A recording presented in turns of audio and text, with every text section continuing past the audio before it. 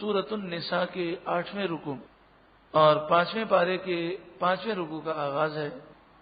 اس کی پہلی آیت کریمہ کا شان نزول یہ ہے، یہودیوں کا سردار کعب بن اشرف یہ 70 سواروں کو لے کر 70 افراد کو لے کر کفار قریش کے پاس گیا اور کفار قریش سے کہنے لگے کہ تم ہم سے معاہدہ کر لو، ہم اور تم دونوں مل کر رسول اللہ سے جنگ کریں گے اور مسلمانوں کو ختم کر دیں گے۔ تو مکہ مکرمہ کے کافر بڑے حیران ہوئے اور وہ کہنے لگے کہ ہمیں تو لگتا ہے کہ تم ہمارے ساتھ فراڈ کر رہے ہو، تم ہمیں دھوکہ دے رہے ہو۔ کعب بن اشرف نے کہا کیوں؟ تو وہ کہنے لگے کہ دیکھو تم بھی موسیٰ علیہ السلام اور توریت کو مانتے ہو اور مسلمان بھی موسیٰ علیہ السلام کی بڑی تعریفیں بیان کرتے ہیں اور توریت کو وہ بھی مانتے ہیں، تم بھی آسمانی کتابوں کو مانتے ہو، یہ بھی آسمانی کتابوں کو مانتے ہیں، کئی چیزوں میں ان کا اور تمہارا عقیدہ ایک ہی ہے، یعنی اللہ تعالیٰ نے توریت کو نازل فرمایا، موسیٰ علیہ السلام اللہ کے نبی ہیں، کئی نبیوں کا ذکر وہ بھی کرتے ہیں، تم بھی کرتے ہو، تو بعض باتوں میں تمہارا اختلاف ہے لیکن بہت ساری باتیں تم مانتے ہو، تم بھی جنت مانتے ہو وہ بھی جنت مانتے ہیں، تم بھی آخرت کو مانتے ہو وہ بھی آخرت کو مانتے ہیں، تو تمہیں تو مسلمانوں کے قریب ہونا چاہیے، تو ہمیں تو یہ لگتا ہے کہ تم ہمیں دھوکہ دینے کے لیے آئے ہو اور تمہارا کوئی مسلمانوں سے معاہدہ ہو چکا ہے۔ تو وہ کہنے لگے نہیں نہیں ایسی کوئی بات نہیں ہے۔ تو کفار مکہ نے کہا کہ اگر ایسی بات نہیں ہے تو ہمارے بت کو سجدہ کر کے دکھاؤ۔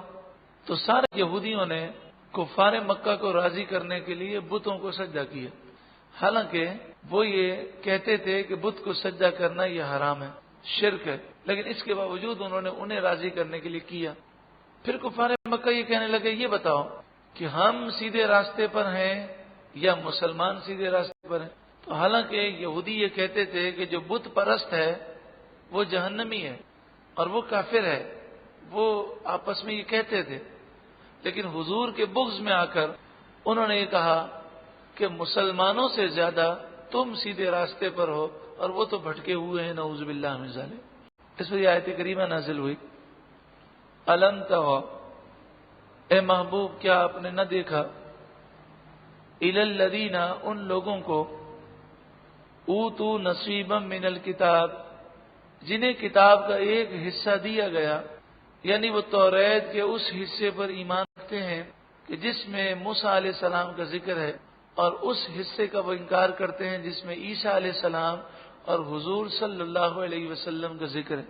یؤمنون، وہ یہودی ایمان لاتے ہیں، بالجبتی، بت پر، یعنی بتوں کو سجدہ کرتے ہیں، والطاغوت، اور شیطان پر ایمان رکھتے ہیں، شیطان پر ایمان لاتے ہیں، یعنی شیطان کی باتیں مانتے ہیں، وَيَقُولُونَ، اور وہ کہتے ہیں، لِلَّذِينَ كَفَرُوا، کافروں کے متعلق وہ یہ کہتے ہیں، هَؤُلَاءِ أَهْدَىٰ مِنَ الَّذِينَ آمَنُوا سَبِيلًا، یہ کافر مسلمانوں سے زیادہ راستے پر ہیں، ہدایت یافتہ ہیں، أَهْدَىٰ مِنَ الَّذِينَ آمَنُوا سَبِيلًا، مسلمانوں سے زیادہ وہ راستے پر چلنے والے ہیں، یعنی وہ کافروں کو ہدایت پر کہتے ہیں۔ اولئک الذین لعنہم اللہ، یہی وہ یہودی ہیں کہ جن پر اللہ نے لعنت فرمائی۔ ومن یلعن اللہ، اور جس پر اللہ لعنت کرے، فلن تجد لہ نصیرا، تو ہرگز تم اس کا کوئی مددگار نہ پاؤ گے۔ تو لعنت جب کسی پر ہو جائے تو نہ دنیا میں اس کے کوئی مددگار ہے نہ آخرت میں کوئی مددگار ہے۔ لفظ لعنت بڑا ہی سخت لفظ ہے، اللہ تعالیٰ نے ظالموں پر لعنت فرمائی، جھوٹوں پر لعنت فرمائی، خیانت کرنے والوں پر لعنت فرمائی۔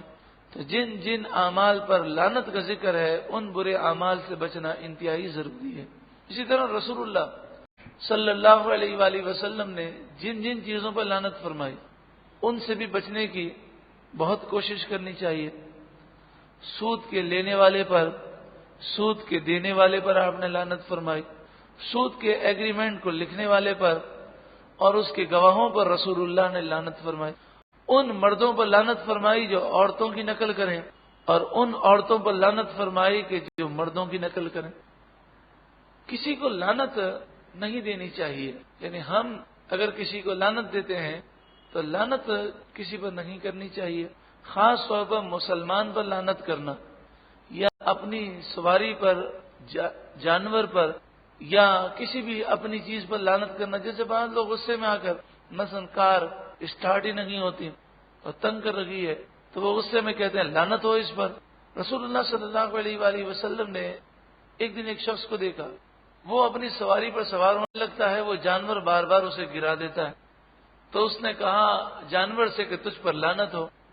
پھر اس کے بعد اس جانور پر وہ سوار ہو گئے. تو رسول اللہ نے فرمایا ملعون جانور پر سواری مت کرو. آپ نے انہیں اس پر سوار ہونے سے منع کر دی. ہم نے فرمایا پہلے تو اس پر لعنت بھیجی، اب اس پر سوار کیسے ہوتے ہو؟ تو بیوی بچوں پر، اپنے گھر پر، اپنے مکان پر، اپنی سواری پر، اپنے اوپر کبھی بھی کسی کو بھی لعنت نہیں دینی چاہیے. خاص طور پر کسی مسلمان پر لعنت نہ بھیجیں. ہاں یہ ضرور ہے، یہ کہہ سکتے ہیں جھوٹوں پر اللہ کی لعنت، لیکن تجھ پر اللہ کی لعنت یہ نہیں کہنا چاہیے. جھوٹوں پر اللہ کی لعنت، ظالموں پر اللہ کی لعنت، یہ کہنے کی اجازت ہے. پھر اس پر مفسرین نے کلام کیا کہ کیا کافروں پر لعنت کی جا سکتی ہے کہ نہیں. تو اس میں اختلاف ہے، اور صحیح قول یہ ہے کہ کافروں پر بھی لعنت نہیں کرنی چاہیے. ہاں وہ کافر کہ جو کفر پر مر گیا اور اس کا کفر پر مرنا یقینی ہے، اس پر لعنت کرنے میں حرج نہیں. جیسے ابو جہل پر لعنت ہو، ابو لہب پر لعنت ہو، چونکہ وہ کفر کی حالت میں مرے اور ان کا کفر پر مرنا یقینی طور پر ثابت ہے. ام لہم نصیب من الملک، کیا ان کے لیے ملک میں کوئی حصہ ہے؟ کیا وہ اللہ کی بادشاہت میں شریک ہیں کہ وہ جو چاہیں کریں؟ ایسا تو نہیں ہے. وہ اللہ کے بندے ہیں اور اللہ کے حکم کے پابند ہیں. فَإِذَنْ پس اگر ایسا ہوتا کہ وہ اللہ کے ملک میں کچھ حصہ رکھتے، جب تو لا یؤتون الناس نقیرا، تو وہ لوگوں کو تل کے برابر بھی کوئی چیز نہ دیتے. یہ یہودیوں کی کنجوسی کا ذکر ہے کہ یہ بڑے جتنے بھی مالدار ہوں دل ان کا بڑا کنجوس ہے. اللہ کی بادشاہت میں ان کا کچھ حصہ نہیں، لیکن اگر اس ملک میں ان کا حصہ ہوتا تو یہ ایسے کنجوس ہیں کہ کسی کو تل کے برابر معمولی چیز بھی نہ دیتے. ام یحسدون الناس، کیا وہ لوگوں سے حسد کرتے ہیں؟ حضور صلی اللہ علیہ وآلہ وسلم سے یہودی حسد کرتے، مسلمانوں سے حسد کرتے. علی ما آتاہم اللہ من فضلہ، کیا وہ لوگوں سے اس بات پر حسد کرتے ہیں، جلتے ہیں کہ اللہ نے اپنے فضل سے انہیں عطا فرمایا، کہ رسول اللہ کو نبوت عطا فرمائی، نصرت مدد عطا فرمائی، غلبہ عطا کیا، اللہ نے مسلمانوں کو عزت عطا فرمائی. تو یہ یہودی مسلمانوں سے جلتے ہیں. یہودی یہ کہتے تھے کہ ملک بھی ہمارا ہے، نبوت بھی ہماری ہے. یعنی وہ کہتے تھے کہ اللہ تعالیٰ نے یہ عہد لیا ہے کہ بادشاہ بنی اسرائیل سے ہوگا اور نبی بھی بنی اسرائیل سے ہوگا. اس کے علاوہ نہ تم کسی بادشاہ کو ماننا نہ کسی نبی کو ماننا. تو فرمایا گیا کہ کیا اللہ کے ملک میں تمہارا کوئی حصہ ہے؟ اور یہ بتایا گیا کہ وہ حسد کرتے ہیں، جلتے ہیں تو وہ ایسی باتیں کہتے ہیں. فقد آتینا، پس بے شک ہم نے عطا کیا، اعلی ابراہیم الکتاب، ابراہیم علیہ السلام کی اولاد کو کتاب، والحکمت اور حکمت، وآتیناہم ملکا عظیما، اور ہم نے انہیں ملک عظیم دیا. ابراہیم علیہ السلام کی اولاد حضرت اسماعیل اور حضرت اسحاق، پھر حضرت اسحاق کے بیٹے حضرت یعقوب، پھر حضرت یعقوب علیہ السلام کے 12 بیٹے، ان میں سے حضرت یوسف علیہ السلام، اور پھر ان 12 بیٹوں کی جو نسل ہے بنی اسرائیل، ان میں تقریباً 80,000 نبی بھیجے گئے. حضرت یوسف علیہ السلام، حضرت داؤد علیہ السلام، حضرت سلیمان علیہ السلام. اللہ تعالیٰ نے انہیں بڑا ملک عطا فرمایا. تو مراد یہ ہے کہ بنی اسرائیل کے نبیوں کو اللہ تعالیٰ نے نبوت بھی دی اور بعض کو حکومت بھی دی. تو یہ اللہ تعالیٰ کی عطا ہے. تو اسی رب نے رسول اللہ صلی اللہ علیہ وآلہ وسلم کو حکومت بھی دی اور آپ کو نبوت بھی عطا فرمائی. تو اللہ کی عطا کو تسلیم کرو، اس پر جلنے کی کوئی حاجت نہیں ہے. فمنہم من آمن بھی، تو ان میں سے بعض وہ ہیں جو اس نبی پر ایمان لائے اور ان کی تعداد تقریباً 10 کے قریب ہے۔ ومنہم من صد عنہ، اور ان میں سے کئی ایسے ہیں کہ جنہوں نے اس نبی سے منہ پھیر لیا اور وہ کافر رہے۔ وَكَفَىٰ بِجَهَنَّمَ سَعِيرًا، انہیں جلانے کے لیے جہنم کی بھڑکتی ہوئی آگ ہی کافی ہے۔ ان الذین کفروا بآیاتنا، بے شک وہ لوگ جنہوں نے ہماری آیتوں کے ساتھ کفر کیا، ہماری آیتوں کا انکار کیا، سوف نصلیہم نارا، ان قریب ہم انہیں جہنم کی آگ میں داخل کریں گے۔ سوف، ان قریب، نصلی، ہم داخل کریں گے۔ کلما، جب کبھی، نضجت جلودہم، جلود کے معنی یہ جلد کی جمع ہے، اس کے معنی کھال، جب کبھی ان کی کھالیں پک جائیں گی، نضجت، پک جائیں گی، گل جائیں گی، سڑ جائیں گی، بدلناہم، تو ہم بدل دیں گے انہیں، جلودن غیرہا، اس کے علاوہ دوسری کھالوں سے۔ ایک ایک لمحے میں سینکڑوں مرتبہ پوری کھال، گوشت، ہڈیاں جل کر وہ گل سڑ جائیں گی، لیکن موت نہیں آئے گی، پھر دوبارہ یہ چیزیں مل جائیں گی، پھر جلایا جائے گا۔ مسند امام احمد میں حدیث ہے، فرمایا کہ جب کافر جہنم میں جائے گا تو اسے بہت بڑا کر دیا جائے گا، اتنا بڑا ہوگا کہ اندازہ کیجئے کان کی لو سے لے کر پیچھے گردن تک، آپ اپنے کان کی لو پر ہاتھ لگا کر دیکھیں کہ کان کی لو سے لے کر گردن تک کتنا فاصلہ ہے۔ فرمایا یہ اتنا بڑا، اتنا اس کا جسم بڑا ہوگا کہ کان کی لو سے لے کر گردن تک کوئی اگر گھوڑے پر بیٹھ کر 700 برس تک دوڑتا رہے تو وہاں نہ پہنچ سکے، اتنا بڑا جسم ہوگا۔ جہنمیوں کی جو کھال ہوگی، آج ہماری کھال کتنی باریک ہے، جہنمیوں کی جو کھال ہوگی وہ 70 بالش موٹی ہوگی، اور ایک ایک دانت اور ایک ایک داڑھ اتنا بڑا ہوگا کہ بڑے بڑے پہاڑ جتنا، لیکن اس کے باوجود ایک سیکنڈ میں سینکڑوں مرتبہ کھال، گوشت، ہڈیاں گل سڑ جائیں گی، پھر دوبارہ پیدا ہوں گی، موت نہیں آئے گی۔ اے اللہ تو ہمیں جہنم کے عذاب سے محفوظ فرما۔ لِيَذُوقُوا الْعَذَابَ، تاکہ وہ عذاب کا مزہ چکھیں۔ ان اللہ کان عزیزا حکیما، بے شک اللہ غالب حکمت والا ہے۔ تو ان کا جسم بڑا اس لیے کیا جائے گا تاکہ یہ لوگ اللہ کے عذاب کا مزہ چکھیں۔ والذین آمنوا وعملوا الصالحات، اور وہ لوگ جو ایمان لائے اور انہوں نے اچھے عمل کیے، اللہ ہمیں ایمان پر ثابت قدمی اور اچھے عمل کی توفیق عطا فرما۔ سندخلہم، سین زبر سا مانے ان قریب، ندخلو ہم داخل کریں گے، ان قریب ہم انہیں داخل کریں گے، جنات، جنتوں میں، باغات میں، تجری من تحتها الانہار، جن کے نیچے سے نہریں رواں دواں ہوں گی، خالدین فیہا ابدا، وہ اس میں ہمیشہ ہمیشہ رہیں گے، لہم فیہا، ان کے لیے جنتوں میں، ازواج مطہرہ، پاکیزہ بیویاں ہوں گی، جو ہر نجاست سے، ہر گندگی سے پاک ہوں گی، بلکہ ہر قابل نفرت چیز سے پاک ہوں گی، اخلاق بھی اچھے، عادات بھی اچھی، اور ہر قسم کی گندگی سے پاک۔ وَنُدْخِلُهُمْ، اور ہم انہیں داخل کریں گے، ظِلًّا ظَلِيلًا، ایسی جگہ پر جہاں پر سایہ ہی سایہ ہوگا، یعنی جنت میں سایہ ہی سایہ ہوگا، وہاں دھوپ نہیں ہے۔ جنت کا جو موسم ہے وہ ایسا موسم ہوگا کہ جو موسم ہم فجر کی نماز کے بعد دیکھتے ہیں، سورج نکلنے سے پہلے، کہ روشنی ہوتی ہے مگر نہ دھوپ ہے نہ کوئی سایہ ہے، بلکہ سایہ ہی سایہ ہے۔ تو جنت میں ہر وقت ایسا ہی موسم ہوگا اور ایسا ہی محسوس ہوگا۔ بعض مفسرین نے فرمایا کہ ظلًا ظلیلا سے مراد ہے بڑے بڑے درخت، کہ ان کے سائے اتنے طویل ہوں گے کہ کوئی گھوڑے پر بیٹھ کر 100 سال تک وہ گھوڑا اگر دوڑاتا رہے تب بھی ایک درخت کے سائے سے باہر نہ نکل سکے۔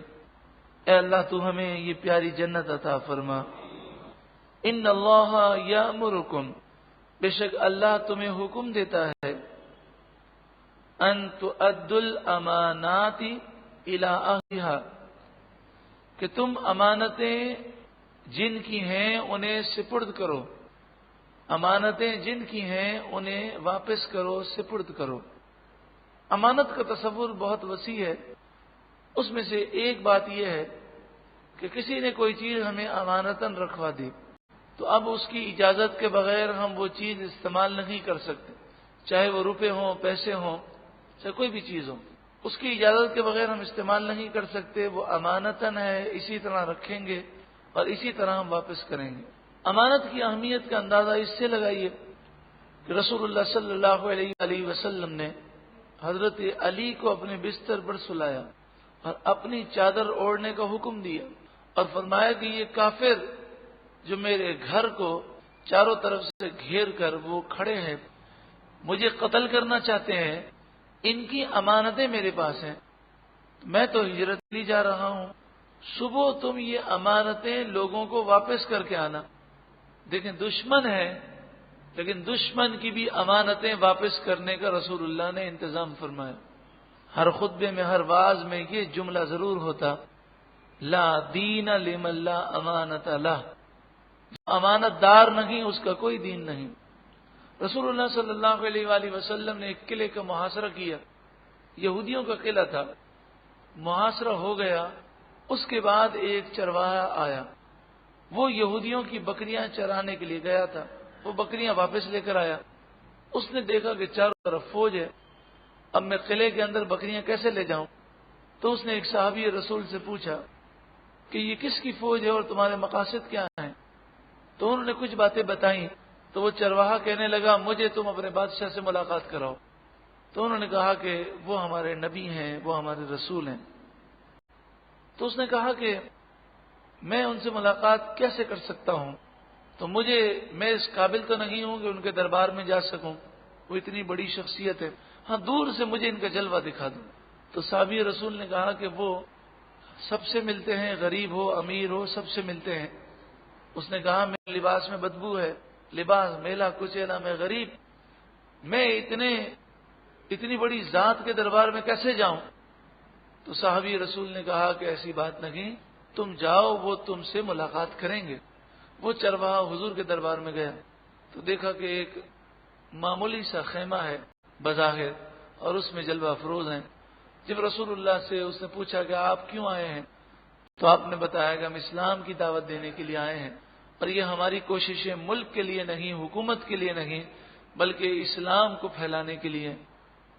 تو کہنے لگا اگر میں اسلام لے آؤں تو مجھے کیا ملے گا؟ تو آپ صلی اللہ علیہ وآلہ وسلم نے فرمایا کہ تم اسلام لے آؤ تو تمہارے سارے گناہ بخش دیے جائیں گے اور ہم تمہیں سینے سے لگائیں گے۔ کہنے لگا میرے جیسے میلے کچیلے کو آپ سینے سے لگائیں گے؟ تو آپ نے فرمایا ہاں، تم میلے کچیلے نہ ہوگے بلکہ اللہ تبارک و تعالی جب تمہیں ایمان کی دولت دے گا تو وہ ایمان کا نور جو ہے وہ تمہیں روشن و منور کر دے گا۔ تو وہ کہنے لگا کہ میں اگر اس حالت میں دنیا سے چلا جاؤں تو مجھے کیا میرے سارے گناہ بخش دیے جائیں گے؟ فرمایا اسلام لائے گا تو سارے گناہ بخش دیے جائیں گے۔ وہ رسول اللہ پر ایمان لے آیا۔ اب کہنے لگا کہ مجھے بتائیے میں کیا کروں ایمان لانے کے بعد؟ تو آپ صلی اللہ علیہ وآلہ وسلم نے فرمایا جہاد کرو۔ تو کہا اگر میں جہاد کرتے کرتے مر جاؤں تو پھر؟ آپ نے فرمایا اللہ تعالیٰ نے ایک ایسی جگہ تیار فرمائی ہے کہ جس میں یہ بہاریں ہوں گی، جنت کی بہاریں، اسے سمجھائیں۔ تو کہنے لگا مجھے اجازت دیجیے، میں ان یہودیوں سے جنگ کرتا ہوں اور لڑتے لڑتے جنت میں چلا جاتا ہوں۔ آپ نے فرمایا ابھی نہیں، یہ بکریاں تمہارے پاس امانتاً ہیں، پہلے قلعے میں جاؤ اور ان یہودیوں کو یہ بکریاں واپس کر کے آؤ، پھر واپس باہر آنا، پھر جہاد کرنا۔ حالانکہ یہ اسلام کے دشمن تھے یہودی، اور صحابہ کرام نے محاصرہ کیا ہوا تھا، انہیں کھانے کے مسائل تھے۔ رسول اللہ نے یہ نہیں فرمایا اچھا دشمن کا مال ہے چلو ذبح کرو بکریاں اور ہم سب کھا لیتے ہیں۔ آپ نے فرمایا یہ امانتاً تمہارے پاس ہے، تو تم جا کر انہیں واپس کرو، پھر تم قلعے سے باہر آنا اور پھر ہمارے ساتھ جہاد کرنا۔ کتنی امانت کی پاسداری کا حکم ہے۔ کوئی اگر ہمیں راز کی بات کہتا ہے تو وہ بھی امانت ہے، بغیر شرعی اجازت کے وہ ہم دوسرے کو نہیں بتا سکتے۔ اسی طرح اس آیت کا ایک ترجمہ یہ بھی ہے کہ جو امانت کے اہل ہیں امانت انہیں سپرد کی جائے، یعنی جو عہدے کا اور منصب کا اہل ہے اسے ہی عہدہ دیا جائے۔ رسول اللہ صلی اللہ علیہ وآلہ وسلم نے فرمایا کہ جب نااہل کو عہدہ اور منصب دینے لگیں لوگ تو پھر قیامت کا انتظار کرو، یعنی قرب قیامت کی علامت ہے کہ نااہل کو منصب اور عہدہ دیا جائے۔ عقید جہاں صلی اللہ علیہ وآلہ وسلم نے امانت کے مفہوم کو بڑا وسیع بیان کیا۔ اللہ تعالیٰ نے ہمیں جو جسم کے اعضاء دیے ہیں وہ سب اللہ کی طرف سے امانتیں ہیں۔ ہماری آنکھ ہم اسے استعمال اپنی مرضی سے نہیں کر سکتے، اللہ کی اجازت سے استعمال کر سکتے ہیں۔ اور اللہ کا حکم کیا ہے؟ آنکھ وہ دیکھے جو اللہ کو پسند ہے۔ تو جسم کے تمام اعضاء، ہماری اولاد، ہمارا مکان، ہمارا مال سب اللہ کی دی ہوئی امانت ہے، تو حلال ذریعے میں اسے خرچ کرنا ہے، فضول خرچی کی اجازت نہیں۔ اولاد اللہ کی طرف سے دی ہوئی امانت ہے، اس کی صحیح تربیت کرنی ہے۔ اللہ رب العالمین ہمیں امانت دار بنائے اور امانت کے پورے مفہوم کو سمجھنے اور عمل کی توفیق عطا فرمائے۔ وَإِذَا حَكَمْتُمْ، اور جب تم فیصلہ کرو، بین الناس، لوگوں کے درمیان، ان تحکموا بالعدل، تو فیصلہ کرو انصاف کے ساتھ۔ اول تو کسی کا فیصلہ کرنے کے لیے ہمیں بیٹھنا ہی نہیں چاہیے، اور اگر فیصلہ کرنے کے لیے بیٹھیں، چاہے وہ ہمارے بچے ہوں، چاہے وہ ہمارے شاگرد ہوں یا مرید ہوں، یا ہماری آفس میں وہ ملازمین ہوں، ہم سیٹھ ہیں یا افسر ہیں وہ ہمارے ماتحت ہیں، یا محلے کے لوگ ہوں یا رشتہ دار ہوں، جب بھی ہم کسی کا فیصلہ کروائیں تو اس میں چند باتوں کا لحاظ رکھنا ضروری ہے۔ نمبر 1، ہر ایک کو اپنے پاس آنے کا موقع دیں۔ نمبر 2، سب کو بیٹھنے کی ایک ہی جگہ دیں، ایک جیسی جگہ دیں۔ نمبر 3، سب کی طرف برابر متوجہ ہو کر گفتگو سنیں، یہ نہیں کہ ایک بچہ گفتگو کر رہا ہے تو بڑی توجہ سے سن رہا ہے اور دوسرا جواب دے رہا ہے تو بے توجہی سے سنیں۔ کلام سننے میں ایک ہی طریقہ سب کے لیے استعمال کیا جائے اور حق کے مطابق فیصلہ کیا جائے۔ یہ حاکم کے لیے بھی ہے، اور ہر کوئی جو کسی بھی معاملے میں فیصلہ کرے اسے یہ انصاف کرنا ضروری ہے کہ ٹھیک ہے کہ معاشرہ بہت خراب ہوا اور اولاد نافرمان ہو گئی، لیکن کچھ ہمارے رویے کا بھی نتیجہ ہے۔ آج کل ماں باپ انصاف نہیں کرتے، اور جب وہ اولاد کے ساتھ انصاف نہیں کرتے تو چھوٹے چھوٹے بچے بھی ہوتے ہیں وہ یہ محسوس کر لیتے ہیں کہ ہمارے ساتھ انصاف نہیں۔ پھر ہوتا یہ ہے کہ وہ دل کے اندر اپنے ماں باپ کے لیے جگہ ختم کر دیتے ہیں۔ تو اس لیے جو ماں باپ ہیں انہیں بہت احتیاط کرنی چاہیے۔ کبھی کبھی ایسا ہوتا ہے کہ کسی سے محبت بہت زیادہ ہوتی ہے اور اس میں انسان کے دل کا کوئی کنٹرول نہیں ہے انسان پر، تو محبت دل میں زیادہ ہے، لیکن کسی کے سامنے اظہار ہو تو برابری کی بنیاد پر اظہار ہونا چاہیے۔ ایسا نہ ہو کہ بیٹے کو تو پیار کیا جا رہا ہے اور بیٹی دور سے دیکھ رہی ہے، یہ بیٹی پہ دل ہے تو بیٹی کو پیار کریں، بیٹا دور سے دیکھ رہا ہے۔ پھر یہ بات یاد رکھیے کہ کبھی کبھی ہماری توجہ نہیں ہوتی، لیکن اگر بچے چھوٹے چھوٹے ہیں تو وہ تو شرم نہیں کرتے، وہ کہہ دیتے ہیں کہ ابو آپ اسے اتنا پیار کرتے مجھے نہیں کرتے، آپ نے اس کو چیز دی مجھے نہیں دی۔ لیکن جب بچے سمجھدار ہو جاتے ہیں اور کچھ بڑے ہو جاتے ہیں تو وہ محسوس کرتے ہیں لیکن زبان سے نہیں بولتے، اس وقت ماں باپ کو بہت احتیاط کرنی چاہیے۔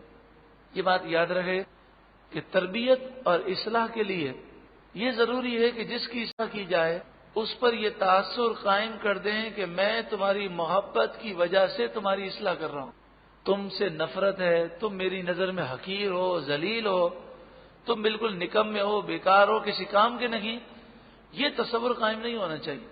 تو بچوں کی جب اصلاح کی جائے تو اصلاح کا انداز ایسا ہو کہ اگر بچے کو باپ مارے بھی تو بچے کا دل یہ کہتا ہو کہ مجھے باپ اس لیے مار رہا ہے کہ وہ میری بہتری چاہ رہا، اتنی محبت کا انداز ہو، اور جب اس سے ناراض ہو تو خاص وجہ ہو بلا وجہ فضول باتوں پر ناراض ہونا، ہر بات ہر موقع پر ڈانٹنا، یہ غلط ہے۔ رسول اللہ صلی اللہ علیہ وآلہ وسلم کی عادت کریمہ، آپ چشم پوشی فرماتے تھے، تو تربیت کے لیے چشم پوشی ضروری ہے۔ یعنی 10 باتیں دیکھیں، 10 باتوں میں جو سب سے بڑا عیب ہے وہ تو بچے کو بلا کر سمجھا دیا، باقی 9 باتوں میں چشم پوشی فرمائی۔ یہ چھوٹی موٹی باتیں ہیں تو گویا کہ دیکھنا نہ دیکھنا برابر کر دیا، بچہ سمجھے کہ میرے والد کی توجہ ہی نہیں، تاکہ وہ نڈر نہ ہو جائے، بے خوف نہ ہو جائے، کیونکہ ہر بات پر پکڑنا انسان کو باغی کر دیتا ہے اور وہ نڈر کر دیتا ہے۔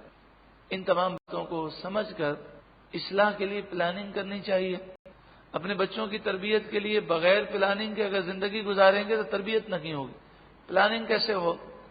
ماں باپ، بچوں کے والدین ہفتے میں کچھ وقت نکالیں اور ہفتے میں یا روزانہ اپنے بچوں کے متعلق آپس میں گفتگو کریں۔ ماں کی جو ذمہ داری ہے کہ وہ گھر سے باہر نہ نکلے، وہ اصل میں یہ ہے کہ وہ گھر پر نگراں ہے اور بچوں کی ہر حرکت پر وہ نگاہ رکھے اور اس کی خبر باپ کو دے، اور باپ کو بھی چاہیے کہ فوراً سن کر جذباتی نہ ہو جائے، بلکہ یہ آپس میں ڈسکس کریں، سوچیں کہ یہ برائی ہے تو اس کا حل ہم کیا نکالیں، پھر وہ 4-5 حل سوچ کر اس حل پر عمل کر کے اس بچے کی اصلاح کی کوشش کریں۔ اللہ رب العالمین ہماری اولاد کو نیک صالح بنائے اور ہمیں صحیح تربیت کرنے میں کامیابی عطا فرمائے۔ تو یہاں پر لوگوں کے درمیان فیصلے کا ذکر تھا اور انصاف کے ساتھ فیصلہ، تو اس ضمن میں بات نکلی کہ بچوں کے درمیان انصاف ہونا چاہیے اور اس کی بہت زیادہ خیال رکھنا چاہیے۔ ہمارے یہاں پر ہوتا یہ ہے کہ جو بچہ چھوٹا ہوتا ہے اس سے پیار زیادہ کیا جاتا ہے، اور جو بڑا بچہ ہے اس سے وہ لہجہ استعمال نہیں کیا جاتا۔ لیکن بچہ اگر زیادہ بڑا نہ ہو، یعنی 1 سال 2 سال 3 سال کا فرق ہو، تو بچہ اس کو محسوس کرتا ہے، وہ یہ نہیں سمجھتا کہ یہ چھوٹا ہے، وہ یہ محسوس کرتا ہے کہ اس کے آنے کے بعد تو میری کوئی ویلیو، کوئی وقت ہی نہیں ہے۔ تو اس لیے پیار کرنے میں، چیز دینے میں، گفتگو میں برابری ہونی چاہیے۔ ہم نے یہ دیکھا، شاید آپ بھی غور کریں گے تو آپ کو بھی محسوس ہوگا کہ بعض ماؤں کی عادتیں ہیں اور بعض والد کی عادت ہے کہ وہ کسی بچے سے اگر بات کرتے ہیں تو ہر وقت وہ خراب موڈ کے ساتھ بات کرتے ہیں، ہر وقت ذرا سی بات پہ جھڑکنا، اور دوسرے بچے پر اتنا پیار ہوتا ہے، وہ اتنے پیار سے گفتگو کرتے ہیں کہ محسوس ہو جاتا ہے کہ دوسرا بچہ کافی محسوس کر رہا ہے۔ یہ بچپن میں جو چیزیں دل میں بیٹھ جاتی ہیں، جب بچہ جوان ہوتا ہے تو وہ چیزیں نفرت کی صورت میں ظاہر ہوتی ہیں، بغاوت کرتا ہے۔ اللہ رب العالمین تمام مسلمانوں کو انصاف کرنے کی توفیق عطا فرمائے۔ ان اللہ نعم ما یعظکم بہ، بے شک اللہ تعالی کیا ہی خوب نصیحت فرماتا ہے۔